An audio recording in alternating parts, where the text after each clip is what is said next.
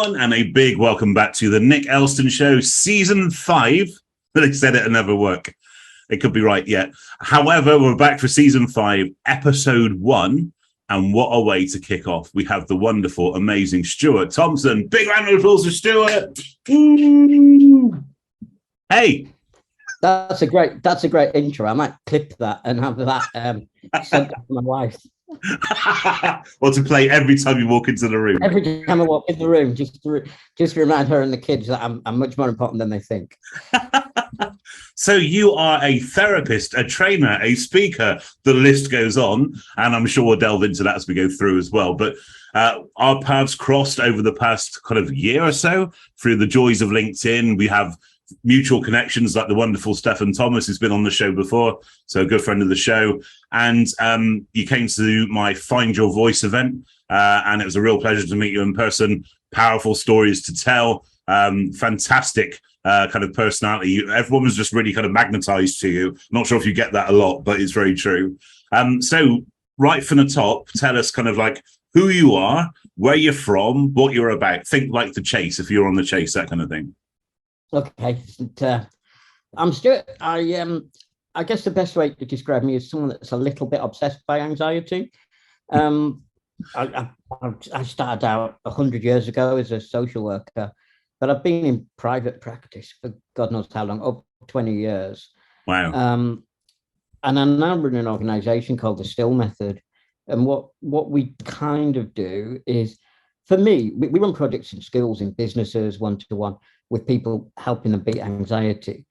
But I think the way I was trying to sum it up is we try and remove some of the fluff from mental health and actually get out there and talk about what really works. I think I find it really exhausting, cliches and things that, the way I put it, you asked me where I'm from. I'm from a council estate in the Northeast.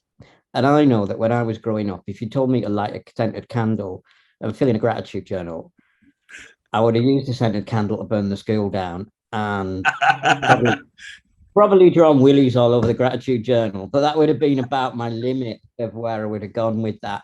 And I think that that's something I really want to try and do, make mental health something that people are comfortable to talk about and actually give them stuff to help them, but stuff that works and they're really going to fit into their busy lifestyles and isn't overcomplicated with sort of jargon, because that's not me. Do you know what? I love that. And I think you're quite right that there's usually kind of two extremes of kind of how people take mental health as a theme. Either they kind of think it's like heavy, dry, classroom-based, boring kind of stuff and that fear of being fixed. Or on the other end of the scale, it's kind of like you're running around a fire naked with a joss stick in your hand. And I'm up for anything, by the way. I'm somewhere across all of those things. However, you're right. I think that there's a lot of fluff out there. And I think that it's also interesting bringing different energies into the wellbeing space as well, different experiences as well. And it's no surprise really that you do a lot of work in the education sector too. And we'll get onto that shortly. But before we do, tell us about kind of like baby Stuart and little Stuart growing up. So you mentioned you're from the Northeast. What was kind of childhood and stuff like for you? Well, to sum it up, I'm still little Stuart. I grew up. I grew up with a disease called Brittle Bones. My dad had it, my grandmother had it, my brothers and sisters have got it. But what it means is I break bones incredibly easily. Yeah. And I'm incredibly little. But I really think that gave me my first insight into mental health from a tiny age, really, that I guess I've had two choices. I had a choice that if I went out, I did something daft, I broke a bone. And I remember my dad saying to me at an early age, the good thing about that, about pain, Stu, is you tend to forget about it or else you wouldn't do anything. And because of that, and I had two choices in my teens, definitely, to kind of retreat and hide and think, well, I don't want to get hurt, I don't want to have accidents, or to just go out and see what happened. And I think for a little while I was on the fence and I kind of had that experience of, well, if I do less, I'll feel better. But luckily, I guess something was in me or somebody guided me without even realizing that it was worth giving stuff a try. And I think that's what I always kind of hold in my work, particularly with young people. I know what it feels like to be terrified, to think is this going to work? Am I going to fit in? But I always say that usually that terrifying thought hides something really, really exciting. So for me, I left home at 16 and I kind of felt I had to do it because I had to try having adventures and doing things. But I was terrified. And I was terrified when I, got on a train on my own for the first time. I did all those things. But each time I did it, there was an adventure. There was something that made me think, I'll give this another try. And I kind of, that's something that I always try and encourage the young people I work with to see, that usually the thing they're afraid of is often quite scary because they want it so much, but they don't even know they want it yet. It just feels so terrifying. If you're scared of making friends, chances that's because you really, really would like some friends. So you've got to try and harness that bit that wants and replace that, or take away the bit that makes you avoid it. It's firstly, I had no idea that Brittle Bone was hereditary, and that's a real eye opener actually, because it's interesting. It's not really something that I've seen spoken about so much, and that's why I find it fascinating to kind of, especially through the podcast, is to bring people on that of kind of like parts of life that I don't understand or have no awareness of, so that we can talk about this stuff. And part of the reason why you are passionate about doing the work in education, does that come from your own experiences, and how was your experience of kind of like fitting in at a young age? I think it ebbed and flowed. There were times in my life, I lived in a tiny village, and there were times when actually being different, being a bit weird, was actually a great advantage because it meant that everyone wanted to be friends with the weird kid. But there were also times in my teens when it's really not keen to be friends with the weird kid, and it's really not cool, and it was quite easy to sort of be mean to that weird kid. And I think all those things made me quite passionate about seeing what other teenagers are going through, because usually I think if we can help people embrace the thing that makes them unique, or I would say makes them weird, that is actually where they're going to find their friends. Because when you embrace it, then people become curious again. And I think that's something it's probably taken me 45 years to learn, but I'm getting there. I am embracing more and more. You mentioned, obviously, you're growing up, you mentioned leaving home. What was kind of your professional kind of career? How's that look? How did you get into different things as you have? So I always knew I wanted to be a social worker. If I'm really honest, it was because I saw lots of TV programs where social workers were doing really cool things, and I thought, yeah, I like that. And they got to drink coffee at work all day. And then I started working in sort of mental health and did little bits and pieces. And then I became a social worker. But actually getting a job was really hard. Getting someone to take a gamble on employing a 3-foot tall 22-year-old was quite difficult. So I went into self-employment, and I trained as a therapist and all those kind of things. And that was where the switch flipped for me, because the thing that made me difficult to employ was actually the thing that drew people to me, because I could begin to say, look, if I can do it, you can. If I can, if I can get out of bed every morning and face my challenges, let's see if I can help you do that as well. So it kind of, I think the thing that held me back is actually in later life become the thing that is my greatest asset. Love that. That's really, really cool. In terms of kind of going through your career, so has there been a role model, a mentor that you've always aspired to work towards, or somebody that you gained a lot of motivation or inspiration from along the way? That changes all the time. I think, I think right at the very beginning of my professional career, I was kind of inspired by like we all have, the Tony Robbins, the big speakers on a stage, and I thought, that's who I'm gonna want to be more. But as I get older, I think that changes, and the people that inspire me now are people with real stories to tell, people that aren't hiding behind a huge, that's what attracted me to your work. You, like me in a way, you're not hiding behind any ego. There's no you and I have had this conversation before. It's tiring when people share fluff and bluster.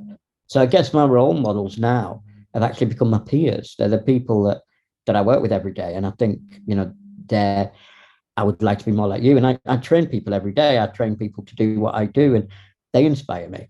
I was with one of our coaches that I trained recently, and I was watching her work, and I just thought, I need to be a bit like you. I've got to take on some of your spirit when you work with young people. So I think I'm always dubious when people put one person on a pedestal, only because I can never choose them, and I'm always jumping around. They always say never meet your heroes as well. There is that element too. But you're quite right. I mean, last night I was delivering, as I record this today, of course. Last night I was delivering some sessions for the St. John's Ambulance cadets that are going into the NHS at Southmead Hospital at Bristol, and young people get such a bad press societally, and also generationally, it has to be said as well. And of all the events that I've done recently, whether it's to like thousands of people or whether it's to just like last night, 15 young adults, they inspire me massively, because they were there as training to become volunteers, not even a career move in that sense, but they just wanted to create some good. They wanted to champion people. They would champion young adults in the NHS. I just found it really inspirational. And even though that I was absolutely boiling come away from that event, you don't want to see this hot and sweaty, trust me. I was just sat in the car cooling down and I just felt this real glow. And I think that glow, I certainly imagine you get, but obviously I'm not going to assume that, from working in the education space especially. There's certain sectors that I work in, so I don't just work in education, but there's certain sectors which just give you a really different glow when you come away from doing some work with them. Do you find the same? Absolutely. I remember about 15 years ago, I did my first assembly for a long time in a school, and it was up, I can remember it to this day, it was up in rural Cambridge. And as I was driving up there, I kept having flashbacks to sort of being bullied by horrible fourth years. And I said to them, I'm going to go in assembly, and they're either going to love it or they're going to start chucking stuff at me. And I don't know what it's going to be. And I remember getting in there and starting to talk to them. And something I realized that I didn't realize is we have got a more compassionate, more socially aware, more switched on generation of young people than I ever remember. I can't remember the last time, I'm tempted to fate now, that I had a young person be particularly fazed by having a tiny therapist. That hasn't happened for a very long time. And, I go into schools a lot. I've got 2 children in schools. And they are definitely a more compassionate generation and more open to difference. So what it means is when people like you and me go into schools, their ears are pricked up, and they want to expand that, because they're more open than they've ever been, and they're more compassionate. So yeah, I think this generation get a lot of rubbish chucked at them, but I don't remember a generation that were as switched on or as passionate and have had it any worse, really, because I wouldn't want to be 15 right now. Yeah, I wholeheartedly agree. Although there is a pitfall, I guess, isn't there? And obviously your work, especially as a therapist, you'll see this, that with that openness and with increased compassion becomes increased sensitivity and increased kind of, I guess, subjectivity. We live in quite a passive aggressive, quite a strong opinionated society right now, especially with all the global things that are going on. That it's interesting how suddenly, and I found this a lot with students recently, saying that they find their accountability, their worth and their value in the likes, shares and retweets. And if they don't get that, it's not a valid opinion, which absolutely is wrong. But the sensitivity is there because we're encouraging people to open up, but not always catching them with a solution, which is why I love to champion people like yourself who are solution focused in the space, unlike myself. And that is a pitfall, isn't it? From encouraging people to open up, there does come that kind of, and I know it's been called like quite rudely, the snowflake generation. Is that kind of labeling just amplifies the problem for me? For me, and I think we're both thinking the same thing, really. For years we've said it's good to talk about mental health, and I've banged that drum for 20 years. I sometimes wonder if we've reached a sort of tipping point where we're surrounding young people with conversations about mental health, but we're not having the next bit, which is, and this is what you do to protect it, or this is what you do. And I interact online with young people. I've just joined the world of TikTok, and something TikTok's Nice. it's a scary place. Something TikTok has taught me is actually the solution isn't what is being championed for young people. There's a kind of echo chamber of this is terrible and it's going to stay terrible. And I think those of us who are a bit old have a bit of responsibility now to be saying that thing you've got isn't devastating. It isn't the end of the world. And there's something that I talk about in my training that I call sort of amplification, where certain words around mental health have become bigger. So therefore, young people can associate or worry that they're struggling more than they are, because they are struggling. But sometimes we can amplify that in echo chambers like TikTok or Instagram, and that frightens me a little bit. That worries me, because I would say in all my sessions with teenagers now, first time I meet them, they usually bring a mobile phone with them that's full of self-diagnosis, and that is worrying, because I spend most of my time saying to young people, "You're all right. What you're describing is normal. That's what being a teenager is about. Let's give you some strategies to deal with it. But I promise you, your life's not going to fall apart. Yeah. This is just normal." And I think that's something that worries me. That I always say to my daughter, I always was told by my parents at 14, getting advice from other 14-year-olds is pretty rubbish, and they usually give you bad advice, whatever it's about. And TikTok is advice about some serious issues given by people that maybe aren't the best at giving it. So whilst it's great, it gives people a voice, there is a big worry for me that it's giving people false information and making them feel more isolated and more lonely. That Absolutely. I think, and that's why, as you know, because we've spoken about this, I'm very open about this, that ethically and morally, that I need to give people that upfront agreement with that I'm not solution focused in any way. My role is to signpost people to amazing people like you that are solution focused. And I think if you're not setting that kind of agreement or even a disclaimer with your audience, you're taking the responsibility of somebody's personal life, potentially at a really challenging time. And you're kind of taking responsibility for that or giving them information which can push them in completely the wrong direction. And I think that's tough. And I think it's also combined with, and it's the reason why I'm not on Twitter or Instagram or Facebook. I did think about TikTok purely for the country music reason, but I'm not decided yet. But the reason I'm not on those platforms, it's been a common theme throughout the 5 seasons from other big personalities that have been there, people like Brad Burton and Taz Thornton, and that actually with social media comes a lot of toxicity as well. So not only do you get misguided, albeit possibly well-intentioned advice, but you also get a lot of toxicity thrown into the mix, which can amplify our problems. I think as well, you just said you're not solution focused, but actually you are a big part of the solution, aren't you? Because you're saying to young people that there is a struggle and it is real, but there are also lots of good stuff around as well. Yeah. And life can still be great. You can still have great opportunity. And that, to me, is as important or probably more important than the work people like me do, because actually you're saying to people, you're giving them a real example of, this is me, and yes, there are struggles every day, but life doesn't have to be over just because you're facing any sort of struggle. And I think those are the voices that young people need to see more of. Definitely, they need to see people doing what they want to do.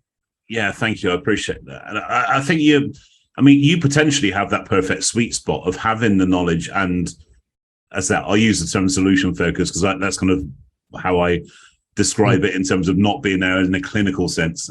But you have the lived experience and you have the solution. So actually, you're the perfect package. This is end the season here. Stuart Thompson is the answer to everything. Here we go. That's another thing I'm gonna clip and show to my wife. If I get a call from your wife who's angry later on, I'm gonna actually tell you off quite badly. Every time she gets a text from me and it says I am the perfect package, that's gonna Yeah, I love that. That's really cool. So okay, so I went off on different rabbit holes and bring yourself back on track, Nick. Okay, so The still method. Tell us about the still method. I've had a look myself from what you've kind of showcased on LinkedIn. I think it's phenomenal, but tell us all what the still method is and how you apply that. The still method was born of frustration, really. I can remember the exact moment. There were two things that happened that made me feel I had to do something. One is, I remember one morning just saying to my wife, over sort of just as we were getting children out the door, I only ever see children now. And it was just a flippant comment, really. She said, what have you got on today? And I said, oh, it's just children. I only ever see children now. And then, do you know when you say something and it's suddenly like a moment where you think, well, why is that? Why is it all children? And then that same day, somebody I knew professionally came to see me about a problem they were having and talked to me about their daughter, and she was really devastated, and she'd been told that her daughter was 9, and she'd been told that some problems her daughter was having were going to take years to get well and that she was going to struggle forever. And I said, well, let's just spend 15 minutes talking about it. And actually, the daughter wasn't in crisis, but actually some slight tweaks and changes could make a big difference to that family. Yeah, I just felt like she was being told to join the back of the queue, if you like, and things do get worse if they're not addressed. So the still method came from that. And I always say it's a table with 5 legs, because I can't think of a better analogy. But the still method stands for stop, talk, imagine, listen, learn. And what I did initially was think about what are the 5 things you need to do if you're going to help someone begin to overcome or at least get some control of their anxiety. So the first step is stop. And that's really easy. You're not going to get anybody well or anybody back in school or back into work or just having a nice life again if they're absolutely paralyzed with fear and panic attacks and horrible things. So we need to teach them some really basic tools that can just make them feel like they're empowered. But then the next bit is talk. And talk's really about, for me, how we talk about anxiety and how we talk about mental health. And as parents, how some of the things we do that we think are helping can make it worse. As partners of people with mental health problems, some of what we say is actually making them feel worse rather than better. And actually, a lot of what we say to ourselves is making us feel worse. And then the next element was imagine. And the imagine element really, again, comes back to those children I saw whose parents were told that they were going to be anxious forever, or that this was a lifelong problem they were going to have to negate. And for me, a big bit of my work is saying to young people, can you imagine what life would be like if you weren't frightened anymore? And, that goes back to my story. That there were times in my life when I thought I'm never going to be able to do this because it's too scary. But I was always a bit greedy. So I also wanted to know what was over the fence. And because I'm small, I couldn't see. So I had to go around. And I think that is what I want young people to see. If you can imagine things getting well, then that's the first start. And then we do some more complicated stuff. So the listen stuff is about dysregulation and your emotions and how you can get some control over them. And then finally, we join it all together with learn, because if you're out of school because of your anxiety, if you're out of work because of your anxiety, or even if you're just not sleeping in your own bed at night or whatever it is, we've got to come up with a strategy that gets you back to doing those things if you want.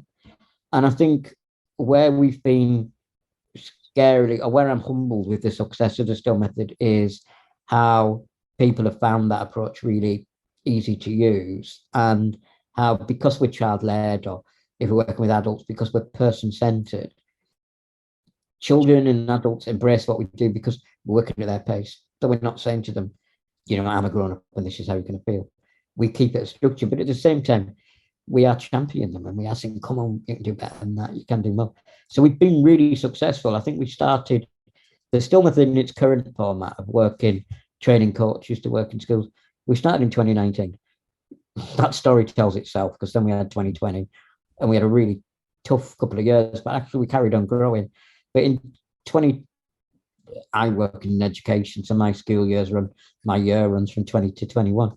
This year's just been phenomenal. We've seen, I can't remember how many thousand children we've seen go through our program this year. We must be getting on to 250,000 in funded projects. So, we've done 250,000. We did 250,000 in February, so we must be hitting 500,000 in funded projects. So what that means is that our coaches are able to work with young people at no cost to the young people. I work with adults at no cost, and that's been their hard work. That's been the people I've trained hard work. No, I can't take credit for that, but they've been able to get lottery funding, local authority funding from big partners. But it's fantastic for me. We've seen groups work with children, but also disadvantaged women who, we're struggling to access therapy because it's way too expensive, but we're able to come along to one of our projects, spend 6 weeks and really growing. And that's great, isn't it? It's great to get praise for something when we're not doing the work. Absolutely phenomenal. And also see recently that you've gone international, so you're actually having coaches in other countries now delivering your stuff. That must be a bit nuts. Let's be honest. That must be a bit nuts to think that the thing that you started in your own head, your little baby, has now gone global. That's nuts. It's nuts sometimes when we all have imposter syndrome, don't we? And the last 3 years, I've been riddled with imposter syndrome. And I always say to imposter syndrome, you should call it trailblazer syndrome, because you only feel like an imposter because you've never done it before. But yeah, I still sometimes have to step back and think, did we achieve that? Is that my crazy idea? Is that achieving what it's achieving? And but it's humbling, because as I say every day, it's not my work anymore. It's the people that I train that do the fantastic work and do amazing things. So, we've got people working in Australia, America, and we've got big projects starting in Germany. I just pull the strings. It's some amazing people I get to train. So are you truly being heard in life and in business? And think about that genuinely. If the answer to that is no, then you've found the right event. If you want to give yourself that boost personally and professionally, come along to Find Your Voice Live. This will change your life. This will be the game changer that you've been looking for. It provides me with the confidence in myself to prove to myself that I can do it, I can get up on stage, I can speak. There's absolutely nothing to be nervous about with these events. It's very, very open, very, very relaxed. Help my confidence go from here at the beginning of the day to here at the end of the day. Hey everyone, my name is Nick Elston. I'm an inspirational speaker on the lived experience of mental health and a transformational speaking coach. I'm the founder of Forging People, and Find Your Voice Live is our flagship event where we cross the boundaries of personal development, mental health, transformation, and public speaking. Your ability to speak, to deliver any message to any audience with clarity and power and emotion will have an ultimately defining impact on your success by your own definition of that really subjective term. Speaking is life, speaking is business, speaking is education, and that's the thing that we focus on most. What I find is that people are here for many, many different reasons. Some people do absolutely want to be a stage speaker or a professional speaker. Some people want to be able to represent their business or to lead a team or inspire a movement or create a story. But even actually, some people want to be here just because they want to be heard at home. Maybe they don't feel their opinions being heard, that they can't say yes to the things they want to say yes to or no to the things they want to say no to. Again, this is where personal development meets mental health, meets public speaking to create a real positive impact. At the end of Find Your Voice Live, you will walk away with massive confidence around delivering your message.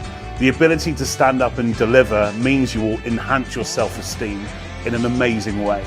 You will also have the skills and tools and tips and techniques to not only deliver a presentation, but to structure a presentation, to find your audience, to be able to deliver emotional storytelling to help your audience feel and make them want to be part of your tribe, make them want to be part of your following, and really tune into what you're truly about, to truly make yourself heard in life and in business. If you're sat on the fence, if you're still not sure, take the model that I use, say yes, worry about it later, and I'll make sure that you're looked after brilliantly. Myself and my team will make sure that you have an amazing day, transformational day that will have the desired positive impact that you want to achieve.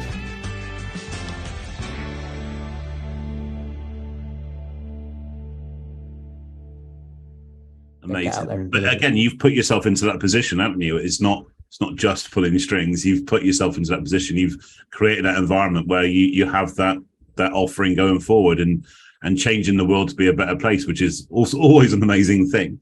One question I did want to ask you, actually, which I'm always very I can often find myself becoming that kind of wounded healer that I'll end up just giving until I drop.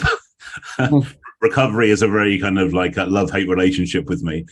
So I know how to talk a good game, but kind of it's hard to take your own advice, really, isn't it? But working in social care and then working in therapy and doing all the work you do around mental illness and mental health, how easy is it for you to kind of switch off at the end of the day, and how do you get your energy back when you need to recharge? That I think that is always a struggle, isn't it? Particularly when you're, and to be honest, when you're self-employed, it's a real struggle because my office these days is at the bottom of the house. It's always there. For me, I'm really lucky. I've got 2 children that are bonkers, that require a certain amount of attention. I'm really passionate about something that I call languishing, which is that long before we get burned out, before we end up at that place you were talking about, we start to coast and we start to just put in enough effort. And that's the thing that I was keeping an eye on in myself. If I'm just servicing things, if I'm just turning the knobs, if I'm just pressing the buttons, then I know it's time to take time out and do something completely unrelated to what I would normally do. So even if it's watching some totally pointless TV program, so my new obsession is 90 Day Fiancé. It's so far removed in my world. It's so bonkers, but it's impossible to watch 90 Day Fiancé and worry about the still method. It is about finding those things that are just so far removed from what you do. And that gives you a chance to sort of decompress. And I think the danger is when you're self-employed for all of us, it's never finished, is it? It's never, it's why I hate gardening, because it's never finished. And self-employment is a bit like that, isn't it? So I think for me, it's always been about finding things to do that's completely unrelated to what you do. But it's hard, it's hard sometimes because I always think I'm very privileged that people share with me stuff, their biggest secret and their darkest fears. And I think I think if I ever reached a point where I stopped feeling privileged when people shared that with me, that's also a time to step back for a little while as well. Because, if somebody tells me something they've never told anyone, then I always feel I should hold on to that as sort of, like a precious gem. And I think if I reached a point where I was thinking, oh, not this again, then that's time to step away. And I do see, I'm in a lot of groups where therapists meet and talk, and I see that. I see where people start to undervalue people's stories or precious they are. And I think that's what we've got to be really hyper aware of and just sort of step back sometimes and say, right. Yeah, absolutely. Love that insight. Thank you. I mean, we've spoken about your coaching and your therapy. Obviously, the one thing that we haven't really spoken about too much is your speaking. So as a speaker, what was your first event that you spoke at? So most of my speaking is in education at the moment. So I was trying to think about this the other day. What was the first time I was asked to speak? And I remember now it was to speak to a group of student social workers, and it went really badly. It went and I always hold on to that as my reminder of what you don't do when you're public speaking, which was, I prepared endless notes and, went in with facts and figures and numbers, and it was awful. From there, I started to realize that actually when you speak, you should just talk. And I think that's where I go to now. So most of my speaking these days is training teachers, training parents, that kind of thing. But I think the thing I always remind myself is that if people have paid money to listen to me talk, just talk, just take it down a step. And when I train people to talk or deliver presentations, I always say, find your sort of individuality. And that's what I loved about your training. And that's why I've been talking to some of my team about working with you, is that it really was find your voice, find what's inside of you. So for me, when I speak, I said at the beginning I was inspired by, the Tony Robbins people, but then I realized that was never going to be me. I now, when I speak, try and just have a conversation. And sometimes I'm lucky it's a conversation from a stage, and sometimes it's a conversation on on a podcast, but I try and just chat to you the same way that I'd chat to one of my children when they're rolling their eyes in the back of the car saying, "Shut up, Dad." I try and keep that tone going when I speak, and hopefully people like what I waffle on about, or they get up and leave and I don't notice. But like, having been there, you speaking to 30 people that were there for the event, that you had everyone engaged, and there was that very conversational delivery. Everyone felt like you were talking to them one-to-one, and I think that absolutely aligns with your intention. And one of my golden rules is that it's not about what you say per se, it's about how you make people feel. And what you did, you made people feel your experience and feel all the exercises we were going through. They didn't just listen to you. And I think that's what really gets to buy-in. And I've seen, obviously, this happens a lot. Obviously, I run these events and everyone gets connected and you see these conversations happening on LinkedIn. There's a lot of love for you, Stuart Thompson. There's a lot of love for you. That's good to hear. And you can clip that one as well. I'll tell you something. I'm going to have a little soundboard when we have dinner tonight, and I'm not going to speak and hit those buttons. It's nice, though, isn't it? You know, I think when you get, I'm guessing you might be a bit younger than me, but you know, when you get to this point in your career, it's nice to know that what you're doing is making a difference and that you're hitting home. I do think the one thing the Still Method has done for me is it's grounded me. It's humbled me a little bit, because I always say to my children, you should never listen at closed doors because you might hear something you don't want to hear.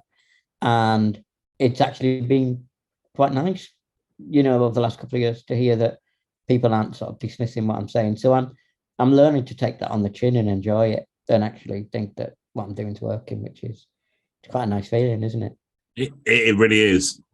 Have you ever countered any objection or any hostility? Because we all know that mental health generally can be a really subjective, well, it is a very subjective experience anyway, but also very divisive, and that's split through culture, generation, lots of different elements of life.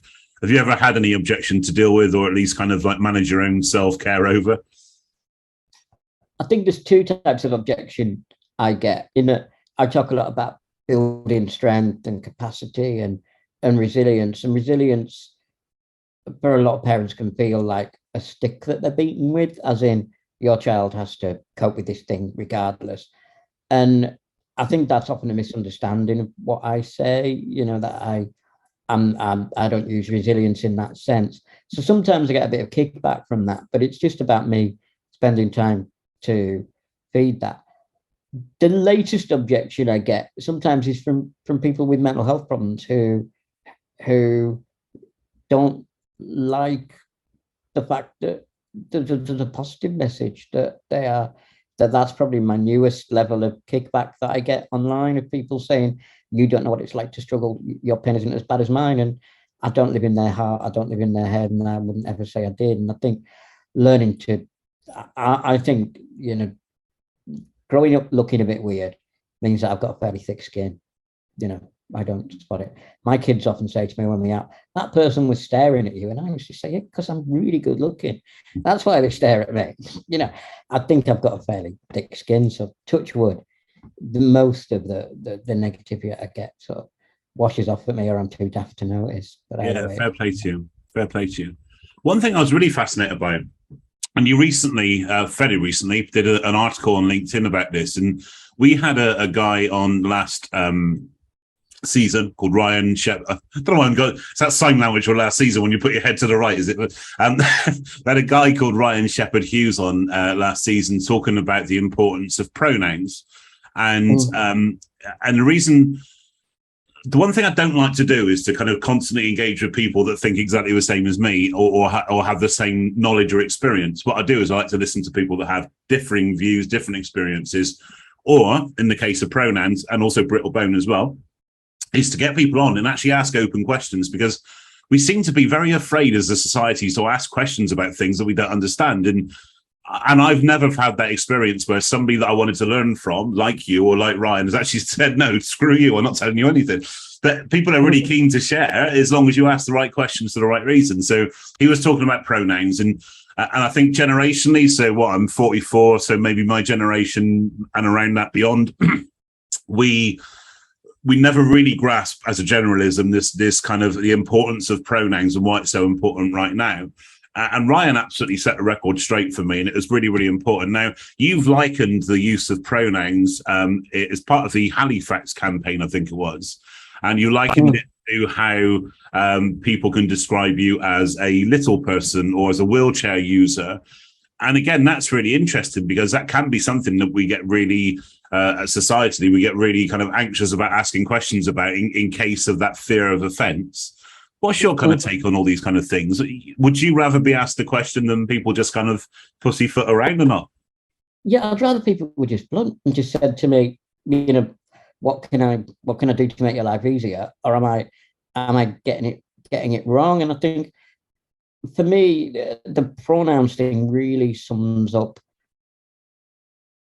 where we're at as a society. That it takes me. We made the decision at all our events about 3 years ago we would start using pronouns, and it took me 3 years ago. So that was kind of before the wave, really, wasn't it? We caught 2019. It was. We caught that wave. It was brought to my attention that we didn't do it, and we decided to do it straight away. And for me, I felt that we had no choice really, because my whole life's been about making people feel included.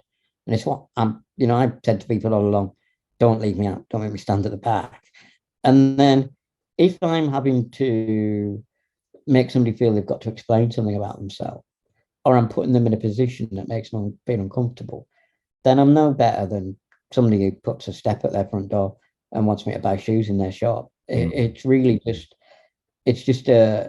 to me, it feels like a deliberate act of exclusion, not doing it. And when I see people getting all, I've got a post ready to go on LinkedIn and I'm scared to press the button on it. But the post is, nobody's saying you can't say anything. I keep hearing people say, well, I can't say that. There was a thing with Camilla Barker said, well, maybe I can't say that. And the thing is, you can say whatever you want, can't you? You can call people whatever you want to call them. You can be as rude as you want to be. But what I don't understand is why you would want to. If somebody pointed out to me that something I did made them feel excluded, then my first action would be, well, what can I do to make you feel included? Because it's usually a tiny change. It's usually the smallest thing I can do that's going to make them feel more included in what I do. And I don't really understand the position of people who get afraid and kick back at that, because using the correct pronoun to describe someone just feels like the fairest thing in the world. And, even if it's simply, if I came on here and called you Bob all morning, even that's going to grate after a while, isn't it? I've been called a lot worse, to be fair. I've got thick skin about that too. So. But I get it. Yeah, absolutely. To me, I just think I always say to people, you can call people whatever you want, you can say whatever you want, but judgment works both ways for me. And I think one thing the last 2 years has taught me is certain people, it's become more comfortable to share really divisive, uncomfortable opinions online. And I'm not sure why that's happened, but it's also meant that I've made decisions about where I position my work and the people I will and won't work with, just based on some of the claptrap that they spout. I just think, probably you and I aren't going to enjoy working together. It's probably not going to be, we're not going to share values. And I think that's the other thing. If people, as the world becomes more kind and compassionate, those people on the outside eventually become just like people screaming at the tide, telling it to go away. It's kind of strange take, isn't it? Yeah, absolutely. I just never put those two kind of examples together until I read it in your article. So I love the way that you've done that and how it does align to everything really. And for anybody that wants to read more about Stuart's writing, I'm only on LinkedIn, so I'm sure he puts other places, but I love the articles and the posts you put out through LinkedIn, Stuart. I think they're really insightful, but also, again, it's delivered very conversationally, so it's very easy to read. I'm not good at reading prescriptive writing. I get lost in the detail. So you describe these things in such a way that I really understood those things. So yeah, follow Stuart is essentially the message I was getting there. All of his links and stuff are in the bio, so please do reach out to him. I guess the last question I've got to ask you, apart from the obvious one that I ask everybody that comes on the show, is this: what took you from being a Northeast lad to an Essex boy? The old story, I got married. And never left, is that right? Well, I guess when I got married, I was living in Leeds at the time, and my wife's from a really nice part of the world, and it was a bit of a no-brainer, really. Do we live by the sea in Essex, or do we live in a flat in Leeds? It wasn't a hard choice for me, and it was a pretty good choice. Except when it's been really hot this week, I've sort of been missing northern drizzle. But yeah. It was a really. And on that note, I'm guessing this is going out next week as the launch of the season is Monday. So in case it is still hot, any stay cool tips from you? Because I think I've heard them all through social media this week. So, I was always told you become what you think about. So that's why this morning I put a penguin shirt on, because if I embraced the penguins and thought of it as winter, it'll eventually feel like winter. I have to say it's not working, and I'm going to go back and check that advice. But I'm going to give it a go until 9 o'clock tonight. Love that. Absolute pleasure. Thank you. So the question I ask everybody that comes on the show, and it forms part of a playlist which will be available at the end of the season, but this could be a long season by the way, a list of people have got to come on, is I'm just about to announce you to the audience at the O2 Arena. 20,000 people have paid their hard-earned money to come and hear you speak about your thing. You're sat back in the green room, you're sipping a Prosecco or a beer or a tipple of your choice, and you hear me call you to the stage. And your walk-on music kicks in, that song that motivates you, that lifts you, that gets you at peak state. Stuart Thompson, what would your track be and why? So my track has always been, I will try to fix you from Coldplay. And I always preface with this, I can't stand Coldplay. But the reason is that I like the sentiment, really, that I'll give it a go. I'll try. I'm not going to tell you that everything I do is going to work for everyone. I'm not going to come here with, I'm not a guru, I'm not going to make it right, but I'll give it a go. I'll try and I'll do my best. And that's kind of what I believe, really. I'll give it a go. I'll try. Love that. Really do love that. Thank you.